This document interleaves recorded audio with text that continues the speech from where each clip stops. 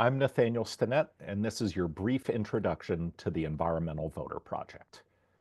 At the Environmental Voter Project, we are laser focused on identifying people who care deeply about climate and the environment who don't vote, and then turning them into better voters.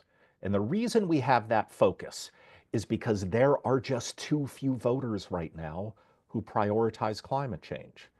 You're looking at exit polling data right here from the 24 presidential election, but I challenge you to look at any poll for any race across the country, and you'll quickly realize there aren't many voters who care deeply about climate and the environment. And that's a real problem that we need to face in the climate movement.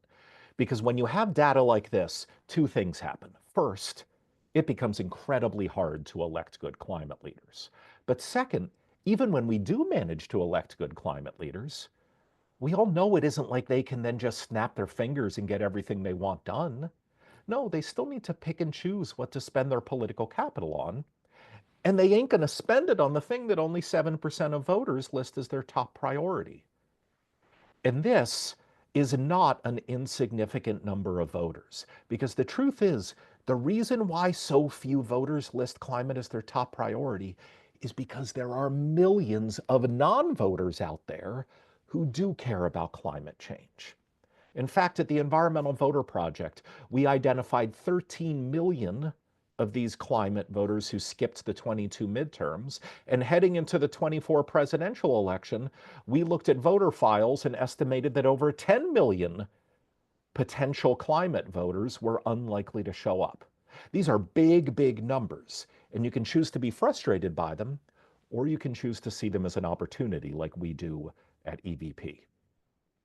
We take a four-step process to identifying these non-voting environmentalists and then turning them into consistent voters. First, we work with data scientists to build sophisticated predictive models on voter files that allow us to individually identify people by name and street address who are highly likely to list climate as their top priority, yet we know from their voting history that they aren't going to show up and vote without a really sophisticated mobilization campaign helping them do so.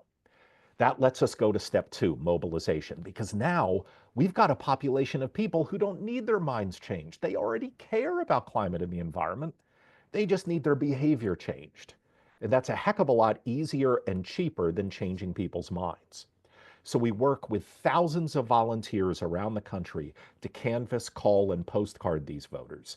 We as a staff also run digital ad and direct mail campaigns, all with cutting-edge behavioral science that we've figured out by running hundreds of experiments each year to optimize our messaging. Step three, habit reinforcement. You don't need to live behavioral science each day like we do to be able to figure out that you can't change people's habits if you only talk to them once every 2 years in big federal elections. And so we truly work year round in elections big and small to turn these non-voters into habitual voters, because ultimately our goal is step four, and that is to change the electorate. We know that politicians aren't going to lead on climate out of the goodness of their hearts. Instead, they need to lead on climate because it is how they win elections. We know that nothing motivates a politician more than the prospect of winning or losing an election. And so our goal is to make it impossible for politicians to run without looking at their polling or looking at their voter file data and saying, oh my God, where did all these environmental voters come from?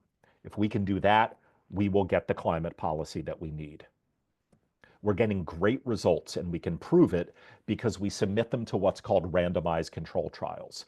Very briefly, what these are is when we identify all of these non-voting environmentalists, we randomly divide them into two groups. A treatment group that gets all of our messaging, and a control group that we set aside and we never talk to.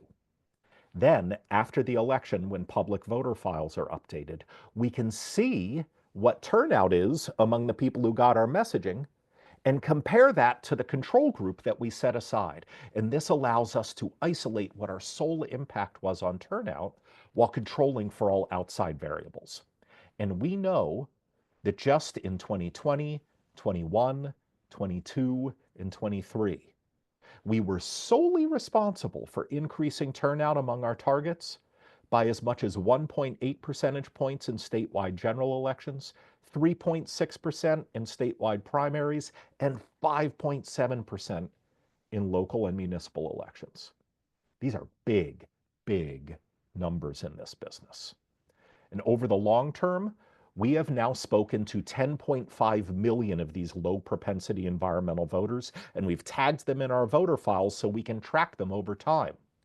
And as of a few months ago, over 1.8 million of them had become such consistent voters that they had voted in their most recent federal election, their most recent state election, and even their most recent local election. They had become super voters.